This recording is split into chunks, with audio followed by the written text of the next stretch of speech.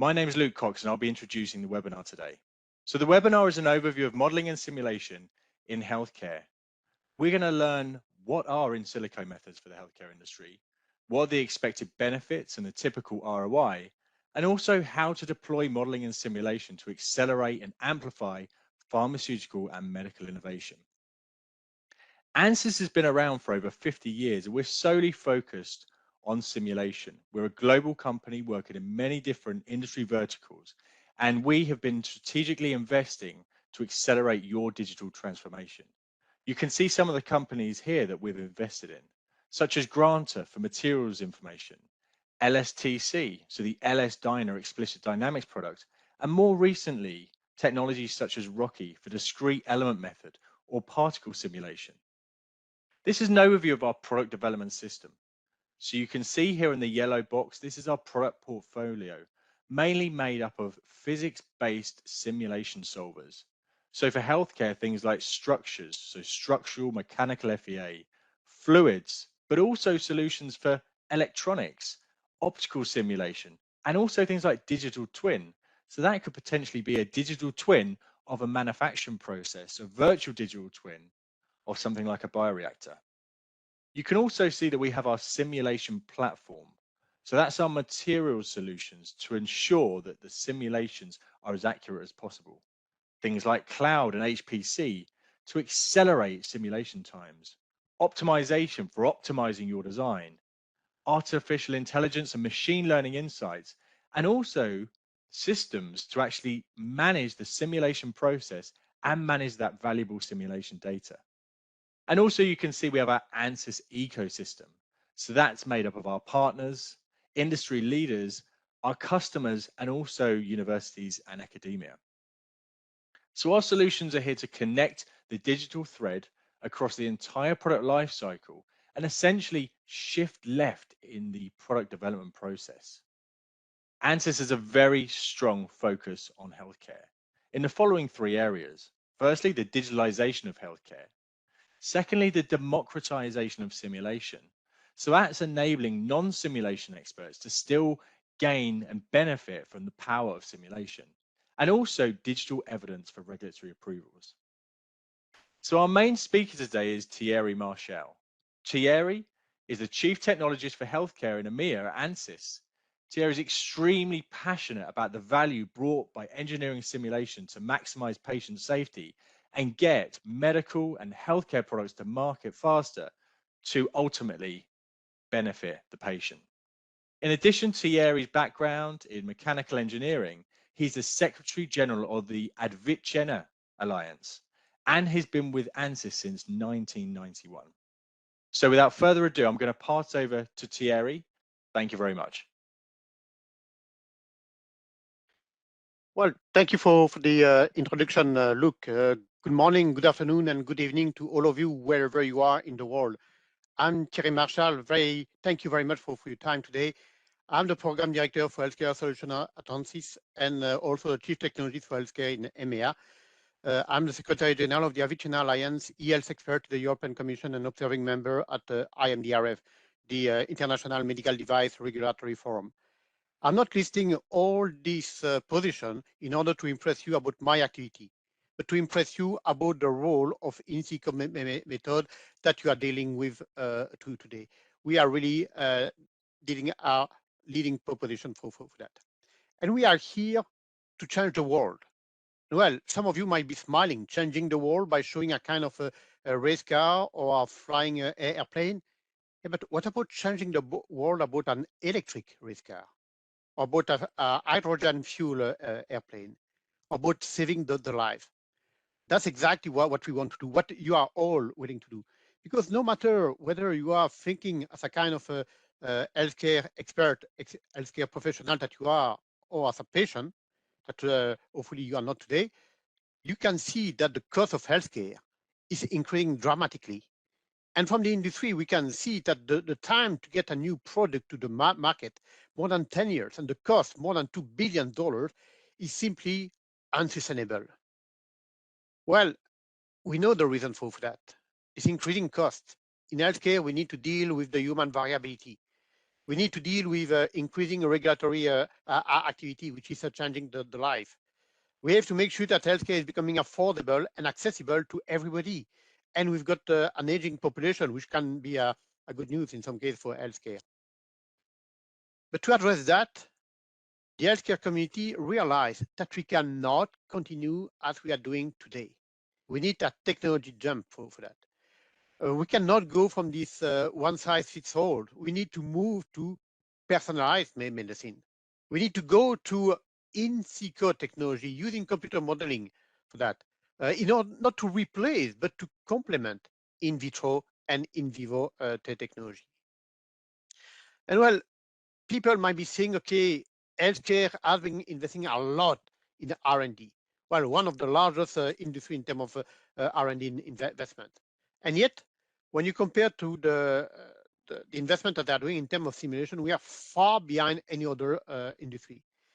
Many people will use the excuse, okay, but you know, the human body is so complex that we cannot model that. I don't agree with that. Look at the car, look at the airplane. This is something extremely complex as well. And in fact, they were humble enough to say, okay, let's try to take advantage of simulation. Let's try to be aware of the limitation, but also create a model in such a way that we can get some insight. And this is what we are seeing in the healthcare area. I'm pretty sure that in the foreseeable future, we'll be catching up in terms of investment. And this is something that we have observed during the last few years with a CAGR, regular growth of 25% year on year. Well, what's going on? Let me invite this kind of good friend, Mike Hess, VP of Corporate Technology and Innovation at Medtronic.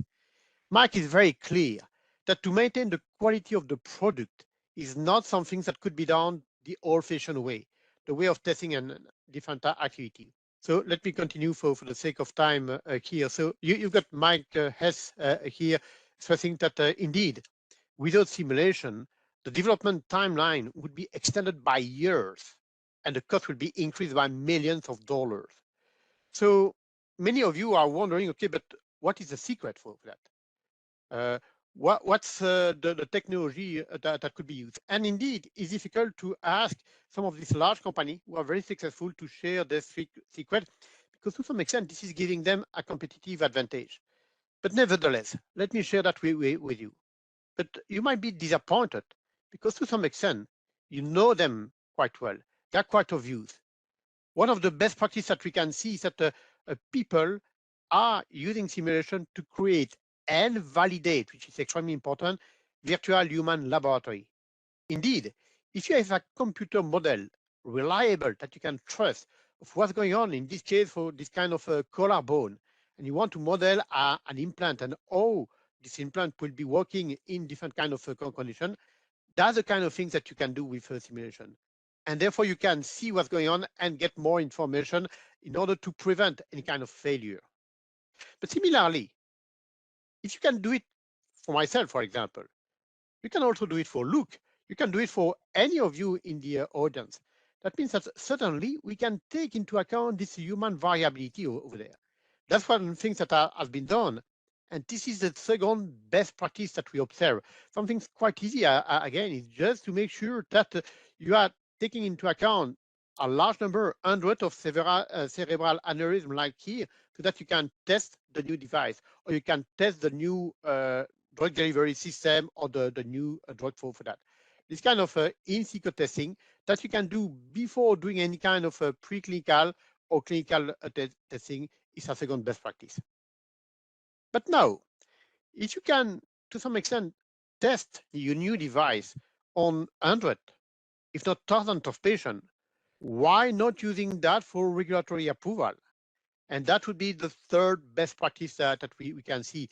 And these slides are directly coming from the FDA, the Food and Drug Administration in the US. And I love very much this kind of top left slide here. What is a model? A model is that this in vitro model in the laboratory of this mouse in vivo model, animal testing, or this kind of in situ model. Each of the model are an approximation of yourself.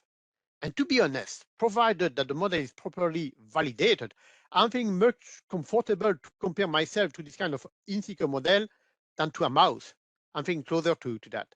This is just opening the door and showing you that the authority, I think that indeed properly validated digital evidence result of simulation can be accepted from the regulatory approval process. Well, that's a message from the FDA, but we have to make sure that everybody is saying the same things. That's something that we cannot do it alone. This is something that the largest medical device or pharma company cannot do alone, neither the most prestigious university in the world. So that's why we are joining forth, and we've created together with Medtronic and other key partners, including VPH Institute, the Avicenna Alliance. This alliance, this non-profit global organization, is bringing people from academia, from industry, but also from a regulator, people from the pharma industry, from the medical device, from the software industry, startup like multinational company, in order to accelerate medical innovation. And we focus only on this kind of in silico modeling, not because we push back on the other element, but because it's very important to show all this in silico method will complement the others. And well, of course, we are not just working by yourself. We are partnering with the key people like the FDA, the European Medicine Agency. We are meeting with them regularly, but also the standard organization, ASME, DIN, and so on. The European Commission was at the origin of this activity. And because we are joining force, our option is to make sure that we can talk directly with the decision maker, like talking with a US senator, speaking at the European Parliament, meeting with a Congress. And more recently, I was again at the European Parliament in Strasbourg and Brussels recently. We are working with MHRA, and we will have a very important meeting on July 10 at Prince Philip's House in London. Similarly, we'll be speaking at the Brazilian Parliament in October. All of these different organizations are saying that it's important to go into this direction. But we need some concrete result. It's not just talking to this politician. One of them, and I'm very proud to let you know about that and their impact, will appear in just 1 month from now. It should be available in July. The first ISO standard that will be making explicit reference to modeling and simulation, to in silico method. There will be 2 standards that will be presented quite soon, the ISO 21535 and ISO 21536, telling you that indeed we can identify the worst case scenario through simulation and only validate or test clinically or physically this kind of worst case scenario, what will be reducing the time to market and the cost quite dramatically already. And there are some ongoing discussion to move this activity further. And I know that in this audience that there are many people in UK. I'd like to let you know that we've got a specific task force led by Professor Alex Franchi from the University of Leeds, which is focusing on in silico UK. They are very active, and in fact, as you can see, bringing together MHRA, BSI, NICE, and so on, in order to make sure that we can discuss and we can accept this kind of in silico method. That means that we can ask the decision maker and the regulator, what do you need for us to validate the model in such a way that this model will be acceptable? And what is necessary for BSI to act as a notified body and approve this kind of element. Fantastic ongoing activity. They've created a Slack community with already 1,500 members. You are free to join this Slack community. And of course, any interest for the Avicenna Alliance, let me know. This is how we can move this activity. But, well, it's great to know that we've got everything willing to help us along this line. We need to make a concrete impact. We need to make sure that the end user, the end person that we want to convince, is not the regulator, it's not the industry, it's the patient. We are working here for the patient. So how can we do that as part of Francis? Well, if we want to revolutionize healthcare, that's a big activity. So we need to go there step by step that I will review in detail. But we have to be humble and to work as part of an ecosystem to a large network. We need to create this kind of full digital transformation of every system. For that, we need to create virtual organ, because we cannot let you create your own patient-specific model, multi-level of the heart. We need to collaborate together. When we are there, we can move into in situ clinical trial. As I said, this is what we are already doing with this authority, so that we can refine, reduce, and possibly partially replace clinical trial by this kind of in situ clinical trial, opening the door to clinical apps, and the ultimate goal, this kind of personal digital avatar, a digital twin of yourself, safely stored in the cloud, for example, able to give you some recommendation about what to do. And of course, all that need to be driven or supported by AI for health, which is part of this in situ approach. Let me go step by step. First of all, as I said, it's very important to collaborate for that. None of us can do it alone. And by collaborating, this is not just between ourselves, the industry, whether this is multinational or a startup. It also includes all the academic world. It includes the hospital. We need to talk to them because they will be the last users. Of course, on the right-hand side, those are the regulators from all around the world. And I was telling you that they are very open to listen to what we are doing, because they want to see that going faster, provided that this is properly validated here. We need to work with a different kind of software partner and computational partners in such a way that we can provide the right element. When I'm talking about the digital transformation, and I know that my colleagues next week will give you more detail and specific area, this is a kind of complete approach. This is not just creating a computer model of you knee joint and see what this is working. This is selecting the right material, because there could be some kind of environmental impact, biocompatibility, and so on. So the model is starting with the material. You are creating a kind of a digital model, digital prototype of this element, but clearly that could lead to the digital twin itself interacting with the physical twin, especially in terms of operation. You are starting to do a lot of more modeling, and therefore you need to access and properly manage all this kind of data, and step by step going to this kind of regulatory approval process. So I would encourage you to continuously ask yourself, where can I take advantage of simulation in the process? Should I engage with the regulatory affairs people of my company to let them know about these kind of things? But later on, we need to collaborate together for doing this kind of model of the organs. Look at that at the bottom left. Very challenging to create this kind of full model of the lungs.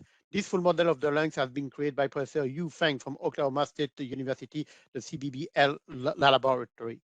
This is modeling this kind of deformation of the lungs. Fantastic work. And I'll discuss that a little bit later today. But similarly, when you're talking about the heart, this is a kind of multi-scale model down to the cell, up to the level of the organ of the full cardiovascular system, involving fluid structure, electrophysiology modeling. So something extremely complex to be doing. And that's the kind of approach that we are achieving, collaborating with our partner, Simpleware from Synopsys here. Can you imagine going from the heart CT scan all the way to simulation in ANSYS LS-DYNA in less than 20 minutes? You are working in the hospital, and 20 minutes later, you've got some kind of full 3D fluid structure interaction model of the flow in your own heart, so that people can use that in order to put some a valve or any kind of sense. So this is a kind of process that we have developed here step by step, in such a way that indeed it's becoming possible to do this kind of patient-specific modeling. That's quite exciting, but at the same time, we want to go always faster. I will not say that we can do that for 100% of the heart, but definitely for a very large fraction of them. But the goal here is not just to create a model of the heart. This is very interesting in order to understand what's going on in the heart. But the goal is to make sure that we can use this kind of patient-specific model, or very large number of patient-specific model, to test new device, like this kind of valve or this kind of stent, or possibly doing this kind of full electrophysiology model of the heart, which might be taking a little bit more time, because we need to create this kind of Purkinje network to see what the fibers will be there, possibly taking into account some kind of scar that you can see in the heart itself, because these are the elements that will impact the electrophysiology. And once again, the idea is to say, okay, once we've got this model, this patient-specific model, this is opening the door to designing or adjusting this kind of ablation process that we are willing to do, testing some kind of new pacemaker, like we will see that Medtronic has on later on. Some collaboration so that you can go faster. But clearly, that's opening the door to create a digital twin of your own heart, or some part of the element of the heart, like the battery, the pacemaker. That's always something that we want to keep in mind. Well, let me be clear for that. A lot of people are talking about digital twin. What I mean by a digital twin is a patient-specific computer model or any kind of activity, or a computer model of a device which is interacting with the organ or with the device, so that they are mutually exchanging some information to update them each other all the time. If I'm talking about a digital twin of a bioreactor, as you can see it here, it's very important to include all the key elements. It could be certainly this kind of macroscopic CFD model to analyze the fluid flow, so that you make sure that the temperature is good everywhere, the pH level are as well.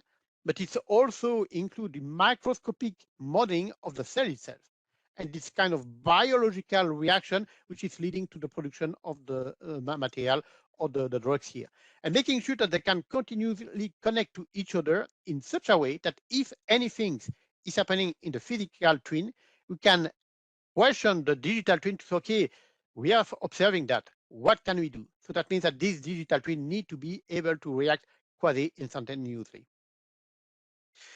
That's this kind of illustration where AI is becoming important, and a very important part of all this activity. Well, there is a lot of collaboration between AI and EasyCode. The fact that in AI, you need to rely on a lot of data, but this is not enough. You need to rely on reliable data. When I'm talking about all this kind of computer model, like this respiratory model created by Yufeng, that means that you have validated that. You are creating some reliable data. Similarly, if out of that, you are creating this kind of very nice program AI activity over there, this kind of in silico method and human body model allows you to test this kind of method and making sure that the device will react properly and the body and the patient will be in a good situation. But reversely, what we can see is that in some cases, we don't have this kind of knowledge-driven model, this kind of mechanistic model. So relying on this kind of data-driven model coming from AI allow us to include and to expand the modeling that we can do, just like this kind of very nice work on the right-hand side developed by the Oxford University about the growth of cerebral aneurysm. I want to take an example of my good friend Yufeng, because this is one of the most advanced activity in this area. Yufeng is working on modeling of respiratory activity, creating this kind of virtual library, library of virtual patient. You have to work with a lot of patients, be it male, female, young patient, old patient, standing, sitting, and so on. The beauty of what they were doing was to create this kind of respiratory tree modeling, not just to the 13th bifurcation, not all the way to the 23rd bifurcation, but all the way to the alveolar, and analyzing what is the airflow in this alveolar and all the particle will be moving into the body itself using some kind of a PKPD model, which is already quite impressive. But the beauty of the work here is that they were going one step further. So, okay, if we can have all this kind of digital twin, all this kind of patient-specific model, that means that we can create a large number of simulation. Let's try to collect all the results, like where are the particles going on, and synthesize that into some kind of graph. That means that suddenly we are collecting a lot of information that we can use in a different way, like designing smart inhaler that to some extent can adjust themselves automatically, detecting the inhalation process of the patient and being able to deliver the drugs exactly where it is necessary. That means that this is opening huge door here to go much faster than this kind of observation. Continuing with the different kind of level, it's great to do all this kind of digital twin. And I'd like to mention this EDIT ecosystem for digital twin in healthcare, this EDIT European project, which is a fantastic initiative for that we will be following on. But we need to come back to the basics as well. It's very important that we have the right environment such that we can reduce, refine, and replace clinical trial. And I would even say to precede any kind of testing. Think about that. If you can create any test that you will have to go to run during the clinical trial approach, that means that for sure, if you have a reliable model and that you are succeeding in all of these tests, you will go to this kind of regulatory approval process with the certainty that everything will go well. That would be a major challenge for the future. On top of that, as we are making good progress that I was reporting earlier to you, we are making progress in such a way that we can use this kind of result to get them approved. But that means that there are different components that we need to keep in mind. We have to make sure that we have enough patient-specific or patient-realistic geometry, that we have all these kind of material properties, all these conditions. I'm thinking also about the PKPD model, its drug delivery process, that we have the different patient activity and condition, including the pathologies which are there, and that we can rely on this kind of model. And I was telling you that we are working on this either model with BSI, with DIN, and with ASME, not mentioning this kind of computational power. For those of you who have been doing simulation for quite some time, it's okay, well, all that sounds familiar. We already have all these blocks that we can package into a web interface for that. I would say that some of our partners, like Numalogix in Canada, are already doing this kind of approach. But you might be saying, okay, that's still some kind of a science fiction, and it will never be the case. Let me show you here 2 examples from good friends, like Professor Alex Frangi from Leeds University. He was mimicking a clinical trial that has been done in real, and he was reproducing the clinical trial on the computer. And he was able to reproduce all the results, the same result obtained by the clinical trial that was taking quite a lot of time and quite a lot of money. They recently published that in Azure for this kind of intracranial flow diverter, so a way to go much faster. A similar illustration, Professor Marco Vicciconti from the University of Bologna, working quite a lot, is world famous for orthopedic modeling. Working on osteoporosis, he wanted to replace a clinical trial. He's got 1,000 patients, 1,000 virtual patients. He had to consider different kind of position and situation for all of these patients, and introduce some kind of model to model this kind of aging situation for the next 10 years. Well, 1,000 patients for all these different activity, that's ended to about 1 million simulation. 1 million simulation for one clinical trial. And each of these simulation was taking 2 hours. So that means that it would have been 200 years, 2 centuries to do this kind of clinical trial on one core. But thanks to HPC and the high parallel computing right now, they've been able to do that in 2 weeks. Doing a clinical trial in 2 weeks, while you would have waited for 10 years to get this kind of result and getting some kind of decent activity. So I will not say that this is something that we can apply everywhere. I would suggest here that this is possible. This is realistic, and it's very interesting to invest into that, especially for industry. Look at this kind of nice success story from Medtronic. They presented that a few years ago at the European Parliament. And they said that they were doing a very complex model of both the heart and the pacemaker. Well, they present that to the FDA, and the FDA accept the model, but they've got some follow-up question. Well, Medtronic was asking, can we answer this question using this computer model? And the FDA accept that. That means that they were able to answer all the questions with the computer model rather than doing a new clinical trial that would have involved 256 patients and costing $10 million, $40,000 for implanting the pacemaker into each patient.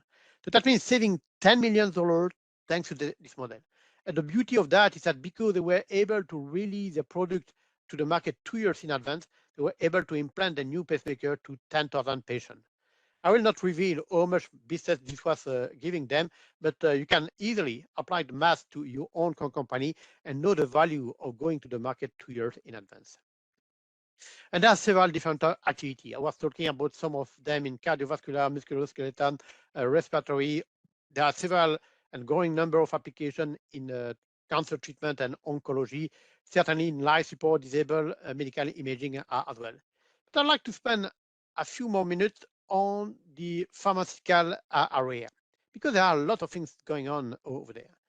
And for those of you less familiar with the drug development process, we certainly have the drug discovery, where there is a lot of molecular modeling, the drug development, before going to do the drug delivery or to inject the drug into the body in such a way that it's coming to the right condition, into the right place. And of course, the drug manufacturing that we can split into upstream, downstream, and packaging activity. To some extent, each step of this drug development and drug manufacturing process can greatly benefit from a simulation. When we are talking about drug delivery, that's very similar to what we are seeing and we're discussing recently with medical device. Patient variability is something very important. You need to test that on a large number of patients, whether this is an injection of a syringe, whether you are putting some implant, whether you are putting this kind of auto injector or inhaler, like my colleague Ralph Kruger will be describing next week in the next webinar. You need to understand how the drug will enter into the body and how you can package it in such a way that it will enter the body in the right quantity at the right location.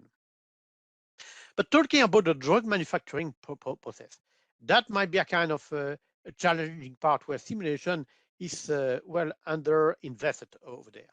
We're talking about the upstream process, or to manufacture the drug itself, and then the downstream process, or we can purify the drugs, or creating it in such a way that it will be absorbed by the patient, whether it is a pills, whether it is a vaccine that you need to inject and so on.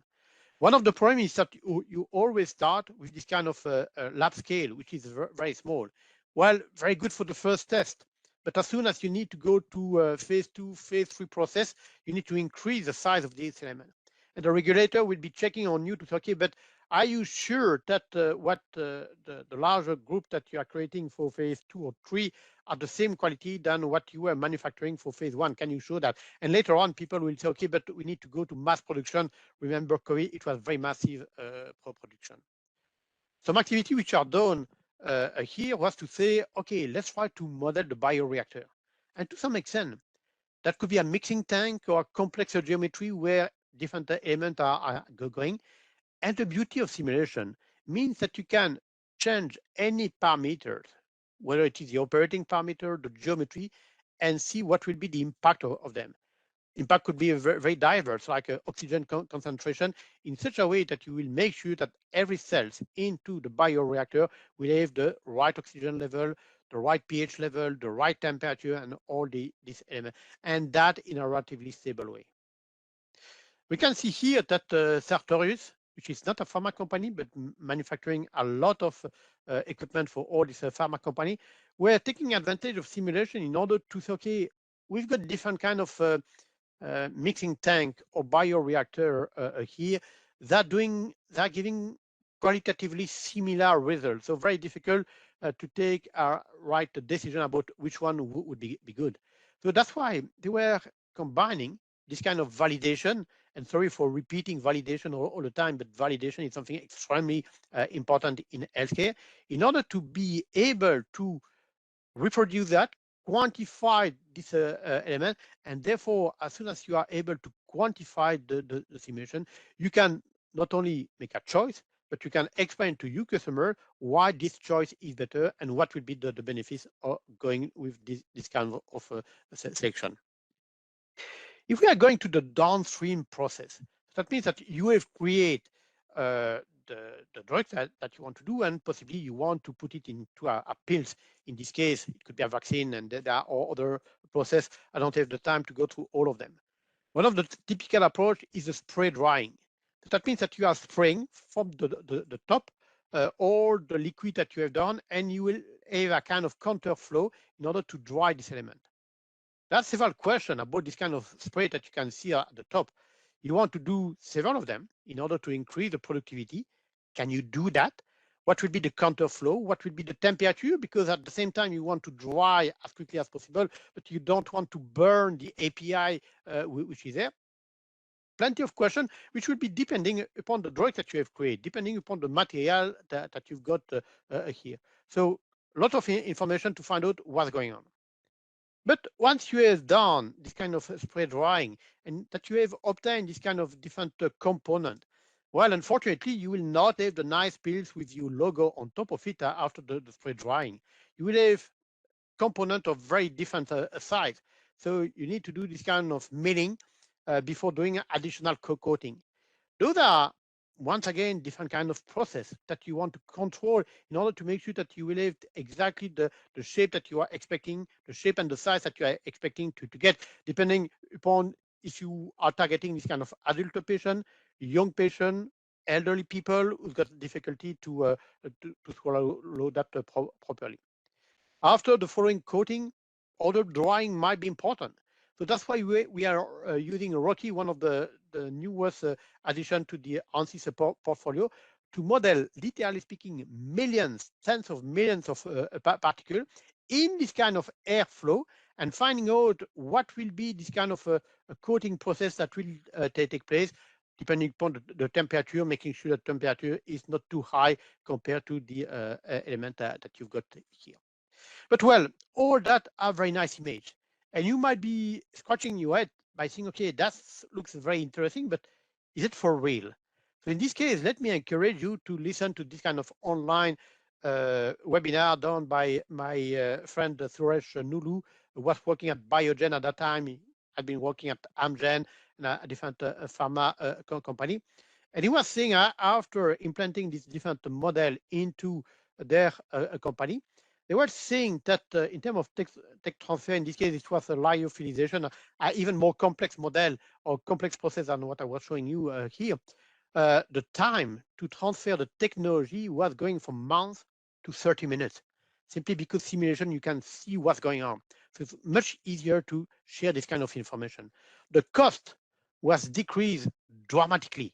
And some people like Johnson and Johnson report some decrease of nearly 90% of the cost. On the other hand, the data that they were able to collect was increasing dramatically as well. Very interesting information in order to go to digital twin and to complement or to validate with any kind of sensor that you've got. Last point, which is becoming extremely important, because maybe you know that healthcare is now the 5th larger industry in terms of environmental impact. So you cannot hide anymore behind this kind of patient safety to say that we don't care about the environment. We need to pay attention to that, and therefore making sure that you can fill properly the element, that you can choose the right material. That's one of the key points. If I'm moving to a greener material, will I have the same capability? Will that be manufacturable? Am I doing able to do to manufacturing the proper way? Will I have the same shelf life? All this kind of situation, manufacturing process for the packaging, and then the shelf life that you can model with simulation in such a way that you can really select a green material that will be safe for the patient and safe for the product as well. So definitely something that has been neglected so far, but I know that this is coming at full speed. And to wrap up, I want to say that that was my key message here. A lot of things are possible, and we'll get some deep dive in a follow-up webinar here. But one of the key elements is that you will not be able to do that alone. Just like at ANSYS, we are very humble, and we know that we are not able to do it alone. Look at this kind of medical device process. As I say, you start with different kind of material, geometry, medical imaging that you've got here, and this kind of activity and pathology. You need to combine that to have you kind of advanced model. But you can be an advanced user. There could be several occasional users over there, and then step by step, you will have to go to the manufacturing process, the in situ trial process, and ultimately go to the personal digital avatar. Those are some relatively complex workflow. People have been working along this line, and we've got this kind of experience within ANSYS. So please don't reinvent the wheel. The market doesn't have time for that. The patient that we all are, doesn't have time for that. Contact us, and of course, if we have some information, we'll be delighted to share them with you. Similarly, if I'm talking to the pharma community, we were seeing this kind of relatively complex process where ANSYS is playing quite a lot of important role for drug delivery, drug manufacturing, packaging, and handling. So we are certainly willing to deploy this activity here, but we want to keep in mind that we should be shooting for this personal digital avatar and personalized medicine. This kind of tagline that many people know very well: the right drug for the right patient at the right time. Will be going there. It will be taking some time, but that's the kind of vision that we want to do. We've got the patient at the center, the digital patient here, this kind of personal digital avatar, in such a way that we can create a digital twin of this patient. Some of you will be smiling to say, okay, yes, indeed, but before getting a digital twin of myself down to the DNA level of my body, it will take decades. It might be taking 30, 40 years. And you're right. But the point is not about to have a complete model of myself. The point is about saving the life of people. And by developing this kind of simulation model, by working on digital twin, for example, of the lung, like UFenc was doing it, like of the heart, like my colleague Michel Rochette in Lyon are doing it, and so on. This will already save quite a lot of life. That's what we have to do. And then step by step, working, for example, with the University of Auckland in New Zealand, developing this kind of cardiopulmonary model so that we can go a step further. So it will take a long time to go to this kind of full personal digital avatar. But along this very exciting journey, we'll be saving countless of life. So that's why we need to join force to go through this healthcare revolution and keeping in mind the patient at the end of the day.